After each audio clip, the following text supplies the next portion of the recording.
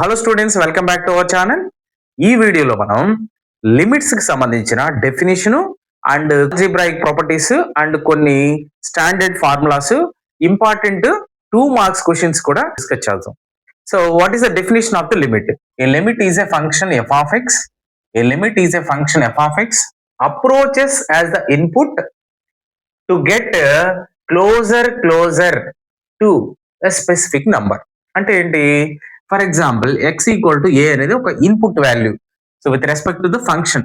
So ఈ x value తీసుకెళ్లి function లో సబ్స్టిట్యూట్ చేసేప్పటికి మనకు ఒక ఫంక్షన్ వాల్యూ వస్తుంది. ఆ x వాల్యూని ఎలా అప్రోచ్ అవ్వాలి?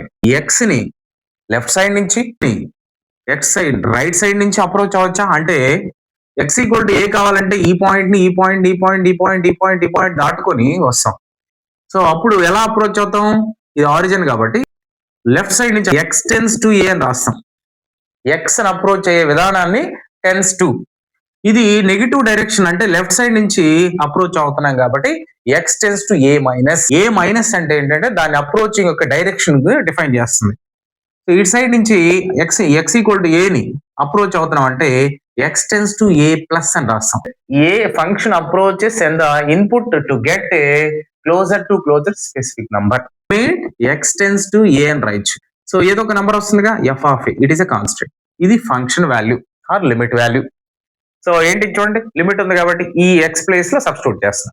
ఈ X equal to A approach అయ్యే ప్రాసెస్ ని మనం ఏమంటామంటే ఇక్కడ లిమిట్ గా తీసుకుంటాం. అది నెగిటివ్ డైరెక్షన్ నుంచి లెఫ్ట్ హ్యాండెడ్ లిమిట్, అదే పాజిటివ్ డైరెక్షన్ అయితే రైట్ హ్యాండెడ్ లిమిట్. సో అదే డెఫినేషన్.